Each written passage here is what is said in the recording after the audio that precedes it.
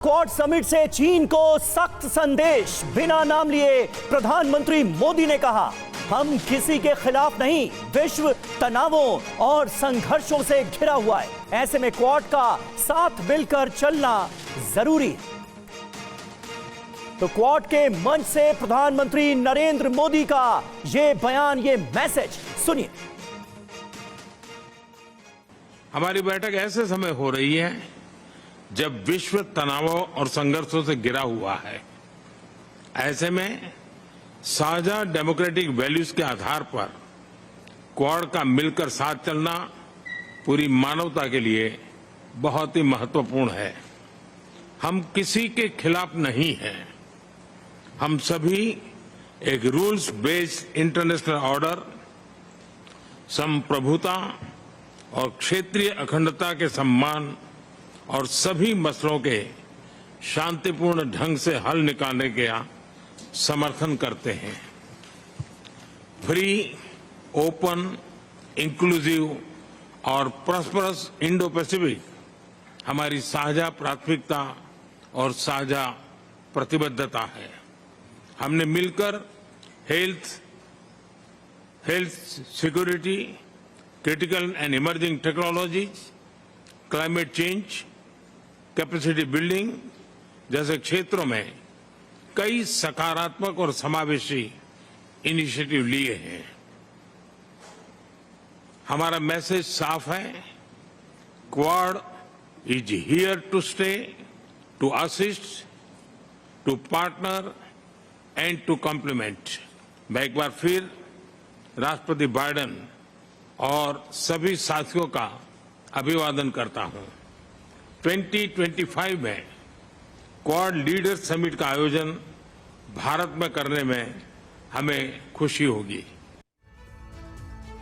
और वहीं क्वाड की बैठक में पीएम मोदी ने इशारों में चीन को क्या 5 संदेश दिए और उनके क्या मायने हैं, आइए आपको समझाते हैं ग्राफिक्स के जरिए। तो क्वाड से चीन को 5 सख्त संदेश जो दिए गए। पहला बड़ा संदेश, हम किसी के खिलाफ नहीं है। दूसरा बड़ा संदेश क्या है, संप्रभुता, क्षेत्रीय अखंडता का सम्मान करते हैं, इसका समर्थन करते हैं। जी हां, मुक्त, खुला, समावेशी, समृद्ध हिंद प्रशांत हमारी प्रायोरिटी है, प्राथमिकता है। यह क्वाड के मंच से क्लियर किया गया है। क्वाड का साथ चलना मानवता के लिए महत्वपूर्ण है, यह बताया गया है। 4 शक्तिशाली देशों का यह संगठन किसी भी हाल में कमजोर नहीं पड़ेगा, यह भी सीधे तौर पर बताने की गई है कोशिश। अब इसके मायने आप फटाफट समझिए। चीन की विस्तारवादी सोच पर एक बड़ी चोट पहुंचाने की कोशिश की गई है। दूसरी बड़ी बात क्या निकल कर आ रही है, हिंद और प्रशांत क्षेत्र में शांति का समर्थन, जहां पर चीन लगातार दखल देता है। जी हां, चीन के खिलाफ 4 शक्तिशाली देश एक साथ हैं, एकजुट हैं। यह सीधा मैसेज भी देने की गई है कोशिश। हमारे साथ इस वक्त कई खास मेहमानों का पैनल मौजूद है, उनसे आपका तारुफ करा दें। Group captain GK. पांडे साहब हमारे साथ मौजूद हैं, एम्बेसडर जे.के. त्रिपाठी हमारे साथ मौजूद हैं, मेजर जनरल वी.के. दत्ता साहब बतौर डिफेंस एक्सपर्ट हमारे साथ जुड़ चुके हैं, प्रोफेसर सतीश कुमार विदेश मामलों के जानकार हैं, वो हमारे साथ मौजूद हैं, मनीष झा हमारे सहयोगी हर अपडेट से हमें करा रहे हैं वाकिफ। मनीष, सबसे पहले मैं आप ही के पास आऊंगा। क्वाड की अब तक की सबसे बड़ी अपडेट्स आपके लिहाज से क्या है? चीन को एक सख्त मैसेज तो देने की कोशिश की गई है, साथ ही साथ दुनिया को यह बताने की कोशिश भी की गई है कि ये 4 देश विश्व शांति में कितनी महत्वपूर्ण भूमिका अदा कर रहे हैं या अदा रखने की मंशा के साथ आगे बढ़ रहे हैं। बिल्कुल समीर, देखिए सबसे गर्व की बात तो यह है कि टीवी 9 जब दुनिया भर के अपने दर्शकों को ये कहता है कि पूरी दुनिया में तनाव है, युद्ध चल रहे हैं और अगर इसे नहीं रोका गया तो वो कभी भी तीसरे विश्व युद्ध में तब्दील हो सकता है। आज उसी बात को क्वाड जैसे ग्लोबल मंच पर एक बार फिर प्रधानमंत्री ने कहकर उस पर मुहर लगा दी है और यही बताता है कि टीवी 9 कैसे ग्लोबल मामले को दर्शकों तक पहुंचा रहा है और जिस पर प्रधानमंत्री भी इस बात को दोहरा रहे हैं क्वाड जैसे मंच पर। अब सबसे महत्वपूर्ण बात देखिए क्या है कि प्रधानमंत्री के क्वाड की बात को अगर आप देखें तो ये ठीक उसी तरह का मोमेंट है जैसे 2022 में प्रधानमंत्री ने प्रेसिडेंट पुतिन से ये कहा था कि ये युद्ध का नहीं है। उसी तरह से क्वाड के भी, क्योंकि क्वाड के जो बाकी 3 सदस्य हैं, अमेरिका, ऑस्ट्रेलिया और जापान, ये तीनों आज की तारीख में यूक्रेन के पक्ष में खड़े हैं और वो रूस के साथ जंग कर रहे हैं और वो नाटो के बहुत एक्टिव मेंबर हैं या उनके सपोर्टर हैं। ऐसी स्थिति में जब प्रधानमंत्री उन्हें कह रहे हैं कि बातचीत से समस्या का समाधान निकालना पड़ेगा, जो भारत कर भी रहा है। आप देखिए कि गलवान के एपिसोड के बाद 4 साल से अधिक समय हुआ, लेकिन हमने चीन के साथ बातचीत करके उस समस्या को समाधान करने की कोशिश की। तो प्रधानमंत्री दरअसल क्वाड के मंच पर एक शांति दूत के तौर पर एक बार फिर नजर आए हैं। और एक महत्वपूर्ण बात इसमें सामने आई है कि भारत की जो विदेश नीति है वो ऑल अलाइनमेंट की विदेश नीति है। हम सबको साथ लेकर चल रहे हैं, सब गुटों के साथ हैं। और सबसे बढ़कर बात यह है कि हम 1-2 नाव पर नहीं, हमने दरअसल हर नाव पर अपनी सीट बुक कर रखी है। बिल्कुल, ये एक बड़ा मैसेज है यहां से निकल कर आ रहा है। इस बीच एक और बड़ी खबर, क्वाड नेताओं का संयुक्त बयान भी जारी हो गया है। संयुक्त बयान में चीन की विस्तारवादी सोच पर एक बड़ी चोट पहुंचाई गई है। दक्षिण चीन सागर में तनाव पर चिंता जाहिर की गई है। सभी की तरफ से दक्षिण चीन सागर में डराने वाला युद्धाभ्यास बेहद गंभीर है। तो सभी 4 देशों की तरफ से, क्वाड कंट्रीज की तरफ से चीन की विस्तारवादी सोच को लेकर चिंता।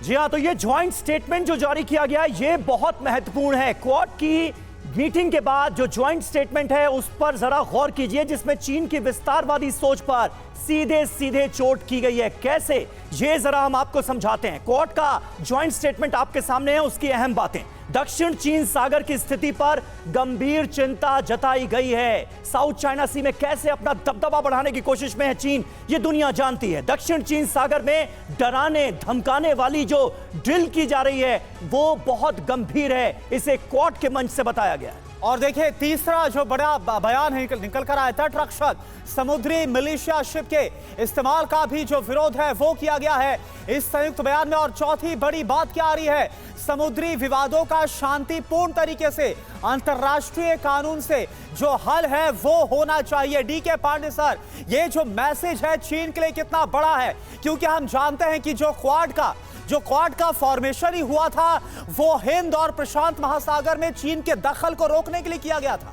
देखिए, बहुत सही बात कही आपने कि सुनामी के बाद 2004 में ये क्वाड की जो है विचारधारा को बल मिला और 2017 तक ये शांति रही और ये एक ठंडे बस्ते में चला गया। 2017 से पुनः इसका पुनर्जीवित किया गया और जब हमने मालाबार एक्साइज जो हम करते थे अमेरिका के साथ, उसमें जापान को जोड़ा और बाद में हमने ऑस्ट्रेलिया का भी जोड़ा। ये चीन के लिए बहुत ही ज़्यादा चिंता का विषय बन गया, क्योंकि जो इंडो पैसिफिक रीजन है उसमें चीन का प्रभुत्व रहता था और उस क्षेत्र में वो अपना सी मैरीटाइम सर्वेलेंस लगातार करता था और कहता था कि हम सी पायरेसी जो होती है उसके विरोध में ये उसको पता करने के लिए कर रहे हैं, लेकिन उसके उद्देश्य क्या थे पूरे विश्व को पता था।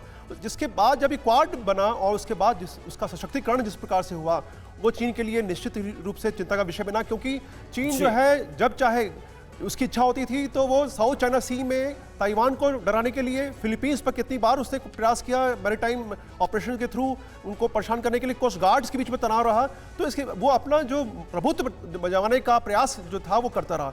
इससे जो है पूरा सप्लाई चेन जो है, हमें पता है कि इंडियन पैसिफिक रीजन जो है वो विश्व की जो 76% ट्रेड है वो उसके थ्रू होता है, उसको डिस्टर्ब करने में ये बहुत बड़ा इसमें रोल प्ले किया। बिल्कुल, तो जाहिर है इस पूरे रीजन में चीन की तरफ से जो डिस्टर्बेंस क्रिएट की जा रही है उस पर लगाम आने वाले वक्त में लग पाएगी क्या? क्वाड के मंच से जो सख्त संदेश दिया है उसका चीन पर कितना असर होगा आने वाले वक्त में? प्रोफेसर सतीश कुमार, किस तरह से आप एनालाइज करेंगे इसे? समीर, अगर इसको 90 के दशक से देखा जाए तो भारत अमेरिका संबंधी अपने आप में बड़ा महत्वपूर्ण एक कवच के रूप में चीन के विरुद्ध में काम करता रहा है। जी, चीन शुरू से ही भारत से जो भी आप कह लें डरता या भयभीत नहीं होता हो। अमेरिका को भी वो मानता था कि बहुत दूर का देश है, उससे भी हमें बहुत ज़्यादा हानि नहीं होगी। लेकिन जब जब भारत और अमेरिका साथ में मिले हैं चीन को पसीना आया है। आप ये 90 के दशक से लेकर 2024 तक का आप समीकरण देख सकते हैं। अब चूंकि क्वाड की स्थापना हुई है, क्वाड के बाद 2 देश और उसमें जुड़ गए, लेकिन 2 देशों के जुड़ने के बावजूद भी भारत ने इसे सैनिक तंत्र के रूप में तब्दील होने से मना किया, क्योंकि भारत आज भी जानता है कि हम शांति के पक्षधर हैं। चीन को वो स्पेस दे रहा है, लेकिन चीन अपनी बुनियादी नीतियों से आक्रमणकारी नीतियों से बाज नहीं आ रहा है और इसके कारण से विवश होकर जो निर्णय क्वाड में लिए गए हैं वो चीन के लिए अत्यंत ही चुनौतीपूर्ण होंगे। हम ये नहीं कह रहे हैं कि इसमें कौन जीतेगा या हारेगा, लेकिन चीन के लिए मुश्किलें आने वाले समय में बढ़ेंगी। बिल्कुल सही बात है। और चीन की चालबाजियों पर, उसकी गुस्ताखियों पर लगाम लगाना कितना जरूरी है, ये हम सब अच्छी तरह से जानते हैं। वहीं क्वाड से चीन के दोस्त नॉर्थ कोरिया की घेराबंदी भी की गई है। परमाणु प्रोग्राम पर नॉर्थ कोरिया को भी सख्त संदेश दिया गया है। बैलिस्टिक मिसाइल प्रोग्राम की निंदा की गई है क्वाड के मंच से। ऐसे मिसाइल टेस्ट शांति और स्थिरता के लिए खतरा है, ये सीधे तौर पर बताया गया है। तो क्वाड के मंच से नॉर्थ कोरिया के लिए भी सख्त संदेश है। तो देखिए, चीन के साथ साथ नॉर्थ कोरिया को कैसे घेरा गया। क्वाड की बैठक में उत्तर कोरिया पर कैसे प्रहार किया गया, यह आपको फटाफट समझाते हैं। क्वाड से चीन के दोस्त को गहरी चोट पहुंचाई गई है। उत्तर कोरिया को 5 सख्त संदेश दिए गए हैं। पहला संदेश क्या है? बैलिस्टिक मिसाइल प्रोग्राम की निंदा की गई है। दूसरा बड़ा संदेश क्या है? आप देखिए टीवी स्क्रीन पर, ऐसे मिसाइल टेस्ट शांति और स्थिरता के लिए बहुत बड़ा खतरा है। तीसरी बड़ी बात, परमाणु और मिसाइल तकनीक का प्रसार तुरंत रोकना चाहिए नॉर्थ कोरिया को, किम जोंग उन को। चौथी बड़ी बात और संदेश, यूएनएससी के नियमों का पालन और उकसावे से बचना चाहिए। पांचवा बड़ा संदेश क्या है? ठोस बातचीत में शामिल होने का आग्रह किया गया। मायने आप समझिए इसके, उत्तर कोरिया के जरिए चीन को भी साधने की कोशिश की गई है, संदेश दिया गया है। दूसरे मायने क्या है? चीन के उकसावे में ना आने की सलाह दी गई है। तो ये बड़ी बात, ये जो संदेश है वो निकलकर सामने आ रहा है। जेके त्रिपाठी सर, मेरा सवाल आपसे है, चीन की बात करें, उत्तर कोरिया की बात करें, दोनों में कितना लगाव है सभी जानते हैं, और दोनों किस तरह से लगातार हिंद और प्रशांत क्षेत्र में टेंशन और विवाद बढ़ाते रहते हैं, ये भी सभी जानते हैं। क्या ये जो मैसेज और ये जो सख्त लहजा निकल कर आया है खास तौर पर उत्तर कोरिया के लिए, किम जोंग उन मानेंगे क्या? देखिए, मुझे नहीं लगता कि किम जोंग उन अभी मानेंगे, क्योंकि वो एक अर्धविक्षिप्त किस्म के राष्ट्रपति हैं और वो जानते हैं कि उनके साथ चीन और पाकिस्तान भी खड़े हैं। पाकिस्तान की तो वैसे कोई औकात नहीं है, लेकिन पाकिस्तान इसलिए कि पाकिस्तान ने उनको न्यूक्लियर नो हाउ सप्लाई किया था जी उत्तर कोरिया को। तो मेरे ख्याल से वो अभी तो नहीं मानेंगे, लेकिन अगर चीन मानेगा, चीन धीरे धीरे मानेगा, तब फिर उत्तर कोरिया ये मानने को विवश हो जाएगा। और मेरा आकलन ये है कि चीन धीरे धीरे मानेगा, क्योंकि आपने देखा कि जब क्वाड शुरू हुआ था, जब पहली समिट मीटिंग से पहले जब फॉरेन मिनिस्टर्स की मीटिंग हुई थी, तो चीन ने क्वाड को कहा था समुद्री फेन, ये समुद्री फेन है, ये कुछ दिन में दब जाएगा, इसका कोई फर्क नहीं पड़ेगा। लेकिन जब क्वाड समिट हुई तब चीन के रुख बदल गए। चीन को लगा कि ये तो बहुत गंभीर बात है उसके खिलाफ, और चीन ने फिर उसको कहना शुरू किया कि एशियन नेटो है। और अभी देखिए, अभी क्वाड की वजह से और अपने आंतरिक स्थिति की वजह से चीन में ये हालत हो गई है कि अभी ताज़ी न्यूज़ जो है कि चीन ने अपनी 4 चौकियों से सैनिक हटाए हैं भारत चीन की सीमा पर। और चीन ने साथ साथ ये भी कहा है, ये भारत को कहा कि भारतीय निवेशक चीन में आकर के निवेश करें, क्योंकि उनके यहाँ परेशानी ज़्यादा हो रही है। उनकी सारी जो CPEC का था और भी जो BRI के प्रोजेक्ट थे, ज़्यादातर अभी रुके हुए हैं। तो इस सब से ये दिख रहा है कि अब चीन धीरे धीरे रास्ते पे आ रहा है, हालांकि इसमें अभी टाइम लगेगा। और एक बार चीन रास्ते पे आ जाएगा तो उत्तर कोरिया की कोई बिसात नहीं है, कोई हिम्मत नहीं है कि वो चीन के खिलाफ जा कर के या और विश्व जनमत के खिलाफ जा कर के कुछ करे। बिल्कुल दत्ता साहब, लेकिन क्वाड के मंच से जो मैसेज चीन को दिया गया है, नॉर्थ कोरिया को दिया गया है, और अगर हम क्वाड के पूरे अस्तित्व की बात करें, इस वक्त क्वाड कितना मजबूत नजर आता है? प्रधानमंत्री नरेंद्र मोदी और जो बाइडेन की ये जुगलबंदी चीन के लिए किस कदर परेशानी का सबब है? अमेरिका में चुनाव होने वाले हैं, डोनाल्ड ट्रंप आए या फिर कमला हैरिस, क्वाड आने वाले वक्त में क्या रोल अदा कर सकता है? एनालाइज कैसे करेंगे इसे आप? देखिए, ऐसा है कि जो क्वाड की गठबंधन है, ये किसी एक मुल्क के खिलाफ नहीं है। ये इस रीजन के अंदर शांति, समृद्धि और फ्री मूवमेंट ऑफ जो इंटरनेशनल ट्रेड है सी रूट के माध्यम से, उसको बरकरार रखने की एक मुहिम है। हमने और क्वाड ने ये नहीं बोला है कि हम चीन के खिलाफ हैं, हम किसी और के खिलाफ हैं, यहाँ हम एक मिलिट्री अलायंस है। ये एक ऐसा गठबंधन है जो इंश्योर करेगा कि यहाँ पायरेसी ना हो, यहाँ हर एक देश को समुद्र का इस्तेमाल करना, इंडो पैसिफिक के माध्यम से अपनी ट्रेड को चलाना और किसी एक मुल्क का किसी दूसरे मुल्क के ऊपर दबाव डालना या नाजायज़ कब्जा करने के खिलाफ रहेगा। तो इसका कहने का मतलब ये है कि क्वाड का जो गठबंधन है वो शांति और समृद्धि के लिए है। कोई भी देश दुनिया का अगर इसका उल्लंघन करेगा तो क्वाड उसके बरखिलाफ कार्रवाई करेगा।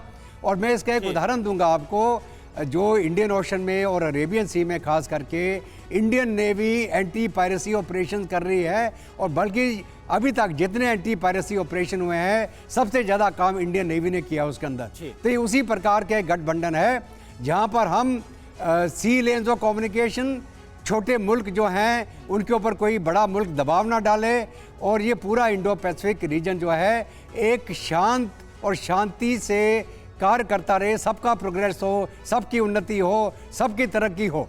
तो अभी जो चीन को ये मैसेज मिल गया है, बिल्कुल दत्ता सर, तो कैसे पीस और स्टेबिलिटी को कायम किया जाए, और इसी को लेकर चीन और साथ साथ नॉर्थ कोरिया को एक बड़ा मैसेज क्वाड से दिया गया है। इस बीच एक और बड़ी खबर का हम रुख कर रहे हैं।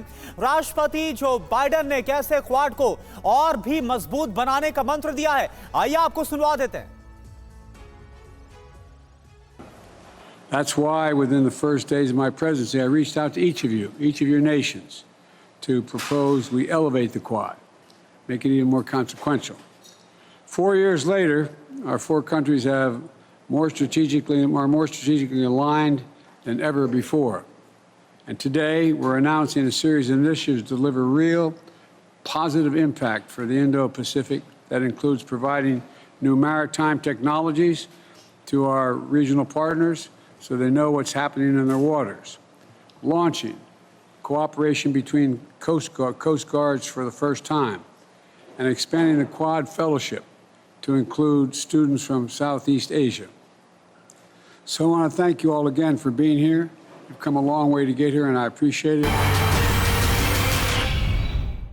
तो देखिए, क्वाड मीटिंग से जुड़ी पल पल की अपडेट आपको दे रहे हैं, लेकिन इस वक्त एक बड़ी खबर आ रही है। मोदी के अमेरिका दौरे के बीच ये अहम खबर, अभी अभी इजराइल पर लेबनान का हमला हुआ है। इजराइल के हाइफा पर हिजबुल्लाह ने बमबारी कर दी है। मिसाइल हमले में हाइफा के कई घरों में आग लग गई है। हमले के बाद हाइफा में मची भारी तबाही, तो इस बात के आसार, आशंका लगातार जताई जा रही थी कि हिजबुल्लाह कुछ बड़ा करने वाला है। ये देखिए तस्वीरें TV9 भारतवर्ष पर इस हमले की पहली तस्वीर आप देख रहे हैं। इजराइल पर लेबनान ने भीषण अटैक किया है, हाइफा को बनाया गया है निशाना, और हाइफा पर हिजबुल्लाह ने कर दी है बमबारी।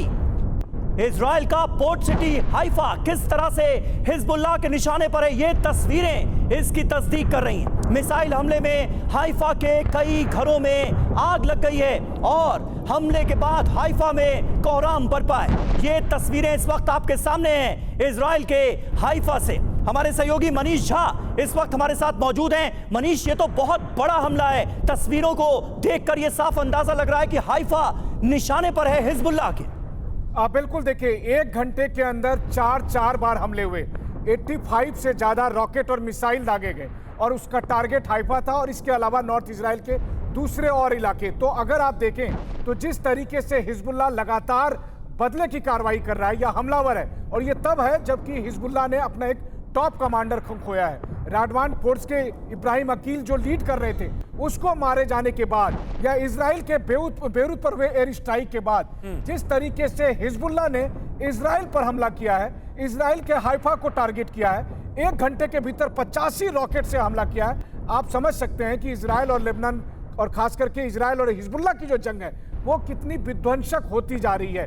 बस इसमें सबसे बड़ी बात यह है कि आने वाले समय में अगर इजराइल ये फैसला करता है कि हम ग्राउंड ऑपरेशन करेंगे, तो फिर मुझे लगता है कि उसके बाद रोकना मुश्किल होगा। लेकिन हाँ, आज की तारीख में हालत यह है कि इजराइल भी हमला कर रहा है, हिजबुल्लाह भी हमला कर रहा है, और दोनों तरफ उस तबाही की साफ-तार बहुत सारी तस्वीरें बिल्कुल सही आपने कहा। आग दोनों तरफ बराबर लगी हुई है, आक्रमण का सिलसिला दोनों तरफ से लगातार जारी है, लेकिन लेबनान की तरफ से यह बड़ा हमला हुआ है। इससे जुड़ी हर एक अपडेट देंगे, और यह युद्ध बहुत भयावह मोड़ पर पहुंचता हुआ अब नजर आ रहा है। बिल्कुल, अब देखिए इस बीच एक और बड़ी खबर आपको बताएं, यूएनएससी में भारत की स्थायी सदस्यता का समर्थन। अमेरिका ने भारत की स्थायी सदस्यता का समर्थन किया है। एक बार फिर से अमेरिका यूएनएससी में सुधार का समर्थन करता है।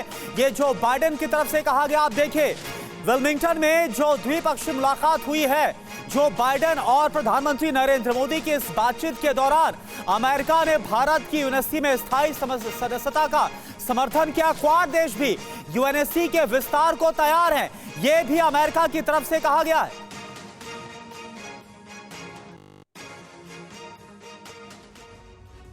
तो देखिए, संयुक्त राष्ट्र सुरक्षा परिषद में भारत को सुपर पावर का समर्थन कैसे, समझिए। क्वाड देश यूएनएससी में विस्तार के लिए तैयार हैं। संयुक्त राष्ट्र सुरक्षा परिषद में सुधार पर जोर दिया गया है। स्थायी सीट के लिए भारत की दावेदारी का किया गया है समर्थन। यह बड़ी बात निकलकर सामने आई। बाइडेन ने भी भारत की स्थायी सदस्यता का सपोर्ट किया है। बिल्कुल, और वैश्विक संस्थानों में सुधार के लिए भारत एक अहम आवाज है, इस बात को सामने रखा गया। त्रिपाठी सर, आपसे मेरा सवाल यह है कि अमेरिका ने एक बार फिर से यूएनएससी में भारत की स्थायी सदस्यता का समर्थन किया है। हालांकि हमें यह देखना होगा कि लगातार जो चीन है वो अपना वीटो लेकर भी बैठा है, जो लगातार इसके खिलाफ नजर आता है। कैसे देखेंगे जो ताजा डेवलपमेंट है? करुणा, देखिए, अमेरिका ने ही नहीं बल्कि फ्रांस, ब्रिटेन और रूस सभी ने भारत की स्थायी सदस्यता का समर्थन किया और काफ़ी दिन से, लगभग 20 सालों से करते आ रहे हैं। लेकिन सबसे बड़ा पेच फंसता है वहाँ पर, क्योंकि सुरक्षा परिषद में सर्वसम्मति से ये चीज़ होनी चाहिए और चीन उस पर अड़ंगा लगाता है। तो बाइडेन या और कोई राष्ट्राध्यक्ष पश्चिम का इसमें कुछ नहीं कर सकता जब तक कि चीन न चाहे। इसलिए हमें ये देखना होगा कि चीन का रुख क्या होता है। जैसे मैंने अभी पहले बताया कि चीन के भारत के प्रति रुख में थोड़ी सी नरमी आ रही है और पाकिस्तान के प्रति रुख में थोड़ी सी कड़ाई आ रही है। हो सकता है अगर हम जिस रास्ते पे चल रहे हैं, हमारी विदेश नीति जैसी चल रही है और चीन के ऊपर जैसा दबाव पड़ रहा है आंतरिक और बाह्य कारणों से, हो सकता है अगर वो दबाव पड़ता रहे तो चीन एक दिन, निकट भविष्य में नहीं लेकिन मध्य भविष्य में, चीन शायद भारत की सुरक्षा परिषद की स्थायी सदस्यता का समर्थन करे। एक जवाब प्रोफेसर सतीश कुमार मैं भी चाहूंगा इस पर आपसे। यूएनएससी में भारत की भूमिका आने वाले वक्त में बड़ी हो सकती है। भारत आज की तारीख में पूरी दुनिया में वो मादा रखता है कि वो स्थायी सदस्य यूएनएससी का होना चाहिए, ये हर कोई मान रहा है। लेकिन यहां पर भी एक तरह से चीन की दादागिरी ही तो चलती हुई नजर आ रही है। उस दादागिरी पर लगाम कैसे लगेगी? बिल्कुल, ये 4 दशकों से ये बातें उठती आ रही हैं। जो वजूद भारत की है वो उसे ये यूएनएससी का मेंबरशिप उसे बहुत पहले मिल जाना चाहिए था। बिल्कुल। लेकिन आज अगर चीन उसमें रुकावट पैदा करता है तो हमें लगता है कि आने वाले समीकरण में जो हम 21वीं शताब्दी की दुनिया को एशियाई दुनिया मानते हैं, जिसमें भारत की बराबरी की वजूद है, अगर नहीं करता तो चीन को भी आनी होगा। लेकिन यहाँ पर एक महत्वपूर्ण बात यह है कि उसी तरीके से है कि गांधी जी को नोबेल पीस प्राइज नहीं मिला, उसके कारण से उनका कद छोटा नहीं हुआ। उसी तरीके से भारत को अगर यूएनएससी का मेंबरशिप नहीं मिलता है तो भारत की वजूद कम नहीं होने वाली है, वो निरंतर आगे बढ़ती जा रही है। चीन दे, रुकावट पैदा करे, ये इसका मेंबरशिप मिले या ना मिले, आज दुनिया में जब भी समस्याएं पैदा होती हैं तो भारत की तरफ सबकी निगाहें जाती हैं। ये भारतीय वजूद का प्रमाण है। बिल्कुल, और ये सर हम देख भी रहे हैं, रूस यूक्रेन वॉर को लेकर भी देख रहे हैं कि कैसे आज पूरी दुनिया को शांति की उम्मीद सिर्फ ये है कि भारत ही कुछ कर सकता है। रूस यूक्रेन वॉर को लेकर भी यानी अहमियत लगातार भारत की बढ़ती हुई नजर आ रही है हर मंच पर। एक और बड़ी खबर, पीएम मोदी ने बाइडेन को गिफ्ट दिया है, बेहद ही खास ये तोहफा है। चांदी से बनी ट्रेन मॉडल का उपहार दिया गया। ये वही ट्रेन मॉडल है जो उपहार के तौर पर भेंट की गई है जो बाइडेन को, और इसमें लिखा क्या है ये गौर करना जरूरी। लेकिन इससे पहले आपको बता दें, महाराष्ट्र के कारीगरों ने इस मॉडल को तैयार किया है। ट्रेन पर लिखा है दिल्ली डेलावेयर लिखा हुआ है। जी हां, दिल्ली टू डेलावेयर, ये इस ट्रेन पर लिखा गया है। जो मॉडल आप देख भी पा रहे हैं, और इंडियन रेलवेज भी आपको इस चांदी की ट्रेन के मॉडल में नजर आ रहा होगा। जिल बाइडेन को पश्मीना शॉल भी उपहार के तौर पर भेंट की गई है प्रधानमंत्री की तरफ से। तो ये जो भेंट है प्रधानमंत्री की तरफ से दी गई है, ये आप देख पा रहे हैं। जिल बाइडेन और जो बाइडेन को जो उपहार दिया गया, उनकी तस्वीरें। और देखिए, इस बीच एक अहम खबर आ रही है। अमेरिका से वापस आएंगी 297 बेशकीमती ऐतिहासिक धरोहरें। भारत से चोरी करके ले जाई गई थी अमेरिका। पीएम मोदी की अमेरिका यात्रा के दौरान इन समझौतों पर भी हस्ताक्षर हो गए। पिछले 10 साल में अमेरिका से 578 ऐतिहासिक धरोहरें वापस आई हैं और यह सिलसिला जारी रहने वाला है। सहमति बन चुकी है भारत और अमेरिका के बीच और अब अमेरिका से 297 बेशकीमती ऐतिहासिक धरोहरें और वापस आएंगी।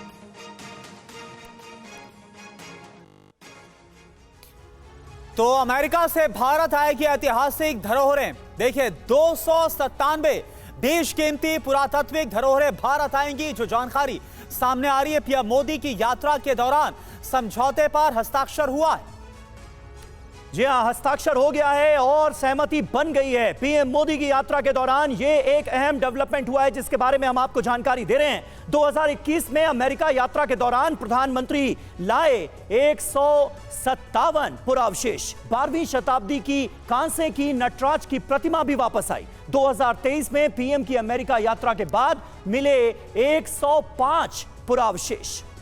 और साथ ही अगर बात करें 10 साल में 640 से ज्यादा पुरातात्विक वस्तुएं भारत वापस आई हैं। ब्रिटेन से बात करें तो 16, ऑस्ट्रेलिया से 40 ऐतिहासिक धरोहरें आई है। 2004 से 2013 के बीच केवल एक कलाकृति वापस मिली है। समीर जी, और ये तमाम जानकारियां इस वक्त अमेरिका से जो आ रही हैं, निश्चित तौर पर ये बहुत पॉजिटिव खबरें हैं। ये सिलसिला आने वाले वक्त में भी जारी रहेगा और पूरा हिंदुस्तान चाहता है कि हमारी जो धरोहरें अमेरिका में या फिर दूसरे पश्चिमी देशों में हैं, वो हिंदुस्तान वापस लौटें। मनीष, अपने आप में ये डेवलपमेंट जो है, इसे कैसे देखा जाना चाहिए? भारत और अमेरिका के बीच ये जो दोस्ती है, ये जो अच्छे संबंध हैं, जाहिर है उसका असर हर क्षेत्र में नजर आ रहा है। देखिए, जहां तक एंटीक सामानों की वापसी का सवाल है तो लगातार भारत की तरफ से ये मुद्दा उठाया जा रहा है, लगातार कोशिश की जा रही है और अक्सर हमें देखने को मिलता है कि अमेरिका से उन सामानों को हम वापस लाने में कामयाब हो रहे हैं। और ये केवल भारत अमेरिका के संदर्भ में ही नहीं है, बल्कि दूसरे और जो यूरोपीय देश हैं, जहां जहां पर भारत की बेशकीमती चीजें चुराकर या जबरदस्ती ले जाई गई थी, उन सबको हम वापस लाते हैं। और मुझे लगता है ये मिशन तब तक रहेगा जब तक हम कोहिनूर हीरा को भी ब्रिटेन से वापस न ले आए। लेकिन हाँ, भारत और अमेरिका के संबंध एक तरह से कोहिनूर हीरा की तरह से ही हैं, तो लगातार चमक रहे हैं। इसके बावजूद कि अंतर में कुछ एक अंतर विरोध है, लेकिन तब भी अगर आप देखें जिस तरह से हम रूस के साथ संबंध के बावजूद अमेरिका के साथ संबंध को बनाए हुए हैं, जिस तरीके से हम ब्रिक्स में गठबंधन में होने के बावजूद क्वाड में बनाए हुए हैं, यही संबंध हमें बताता है कि दोनों जो लोकतांत्रिक देश हैं उनके बीच आगे जो संबंध की जो रूपरेखा तय की गई है। जैसे जब राष्ट्रपति बाइडेन से पूछा गया कि आप तो रिटायर हो जाएंगे, उसके बाद क्वाड का क्या होगा, तो उन्होंने प्रधानमंत्री मोदी की तरफ इशारा करते हुए कहा कि आगे जिम्मेदारी इनकी है। तो अमेरिका एक पार्टनर के तौर पर भारत को उस संदर्भ में देख रहा है। वाकई जी बिल्कुल। तो ये एक बहुत ही अहम जो जानकारी और दोनों देशों के जो रिश्ते हैं वो और कितने ज्यादा मजबूत है, इस खबर से ये भी समझ में आता है। एक और बड़ी खबर क्वाड को लेकर जो बाइडेन का बड़ा बयान। जो बाइडेन से संवाददाता ने पूछा क्या नवंबर के बाद भी बना रहेगा क्वाड, जिसका जिक्र अभी मनीष कर भी रहे थे। पीएम मोदी के कंधे पर हाथ रखकर क्या कहा है जो बाइडेन ने, याद देखिए। क्वाड यहां रहने के लिए है। नवंबर में अमेरिका में होगा राष्ट्रपति चुनाव, यह आपको जानकारी हम एक बार फिर से दे दें। और इसी को लेकर संवाददाताओं की तरफ से, जो वहां पर मीडिया है उसकी तरफ से यह सवाल पूछा गया कि आखिर नवंबर के बाद भी क्या बना रहेगा quad. Mr. President, will the Quad survive beyond the election in November? What survive? The Quad. Will it survive regardless of the outcome? Way beyond November. Mr. President, will the Quad survive beyond the election in November? What survive? The Quad. Will it survive regardless of the outcome? Way beyond November. ये बड़ा खास video है और बहुत शानदार तस्वीर है। दरअसल जो बाइडेन और प्रधानमंत्री नरेंद्र मोदी के बीच आज की तारीख में संबंध कैसे हैं, भारत अमेरिका के रिश्ते कैसे हैं, सबको एक साथ 30 सेकंड के इस वीडियो ने डिस्क्राइब कर दिया। क्वाड समिट में शामिल नेता एक बार फिर पीएम मोदी के मुरीद नजर आए। क्वाड नेताओं ने हिंद महासागर में नेतृत्वकारी भूमिका के लिए पीएम मोदी और भारत की सराहना की। क्या कहा बाइडेन, एल्बनीज और किशिदा ने, अब आपको ये बताते हैं। क्वाड समिट में मोदी मंत्रा की विजय नजर आ रही है। जो बाइडेन अमेरिका के राष्ट्रपति कहते हैं हिंद महासागर में भारत के अनुभव और नेतृत्व से बहुत कुछ सीखना है। पीएम मोदी की पोलैंड और यूक्रेन यात्रा ऐतिहासिक रही, यह कहा गया उनकी तरफ से। अब देखिए ऑस्ट्रेलिया के प्रधानमंत्री क्या कहते हैं। ऑस्ट्रेलिया के पीएम एल्बनीज ने कहा पीएम मोदी के नेतृत्व में भारत हिंद महासागर में प्रमुख शक्ति बनकर उभरा है। अगले साल पीएम मोदी की मेजबानी के लिए मैं उत्सुक हूं। वहीं फुमियो किशिदा पीएम जापान कह रहे हैं voice of global south summit में पीएम मोदी की पहल जो रही वो शानदार रही, उसकी वो तारीफ करते दिखते हैं। खाद्य और सुरक्षा, क्लाइमेट चेंज जैसी चुनौतियों के लिए भी उन्होंने अपना समर्थन जताया है। तो ये रुख अपने आप में क्या कह रहा है? क्वाड में प्रधानमंत्री नरेंद्र मोदी की नेतृत्व क्षमता को लेकर जो कहा गया है, भारत के मौजूदा रुख को लेकर जो कहा गया है, उसे आप कैसे देखते हैं दत्ता जी? देखिए, ऐसा है कि ये जो इम्पोर्टेंस है भारत की आज के दिन दुनिया में, ये दुनिया की सबसे बड़ी डेमोक्रेसी और डेमोक्रेटिक कंट्रीज जो क्वाड का हिस्सा हैं, ये मिलके एक डेमोक्रेसी उन लोगों के खिलाफ खड़ी है जो लोग विस्तारवादी हैं या दूसरे मुल्कों के ऊपर कब्जा करना चाहते हैं या उनको फिजिकली दबाना चाहते हैं। जो आज के दिन में भारत की इम्पोर्टेंस है इस इलाके में, सबसे बड़ी आबादी, सबसे युवा आबादी और हमारा पोटेंशियल जो आगे बढ़ने का है इंटरनेशनली, चाहे इकोनॉमिक्स में हो, चाहे टेक्नोलॉजी में हो या जो डिफेंस की फील्ड में हो, ये पूरी दुनिया आज के दिन में देख रही है। और ये चाहे हम यूएनएससी के मेंबर हो ना हो, लेकिन जो इंडिया की स्टैंडिंग इंटरनेशनल एरिना के अंदर है, ग्लोबल साउथ में है, और जो मुल्क है आज के दिन हिंदुस्तान को एक लीडर के तौर पे देखते हैं कि अगर कोई दुनिया के अंदर समस्या को हल कर सकता है तो भारत है। और आज के दिन में प्रधानमंत्री मोदी का वो स्टेचर है इंटरनेशनल लीडरशिप के अंदर, जो एक दुनिया की सबसे बड़ी डेमोक्रेसी के इलेक्टेड नेता हैं, जिनको सबसे ज़्यादा वोटें देके किसी दुनिया के लोगों ने प्रधानमंत्री बनाया है। इसके मुकाबले में दुनिया का कोई और नेता नहीं है जिसके इतनी वोटें पड़ी हों। तो इसलिए जो भारत की स्टैंडिंग है हमारे साउथ एशियन रीजन के अंदर इंटरनेशनली, और जो क्वाड की जो हमारी ये गठबंधन है, ये दुनिया के अंदर प्रोस्पेरिटी, शांति और तरक्की। बिल्कुल। और सर जो बाइडेन की तरफ से जेस्चर दिखाया गया, जिस तरह से हाथ रखा गया प्रधानमंत्री नरेंद्र मोदी के कंधों पर, ये दिखाता है कि कैसे जो भारत है वो एक सबसे इंपॉर्टेंट प्लेयर के तौर पर क्वाड में उभर कर आ भी रहा है। इस बीच एक और बड़ी खबर, क्वाड बैठक में यूक्रेन युद्ध पर भी चर्चा हुई है। ये बहुत अहम है। सभी सदस्यों ने जंग पर चिंता जाहिर की है। युद्ध का समाधान निकालने पर जोर दिया गया है। हम सभी ने युद्ध के बाद यूक्रेन का दौरा किया, यह बात भी सामने रखी गई स्टेटमेंट में।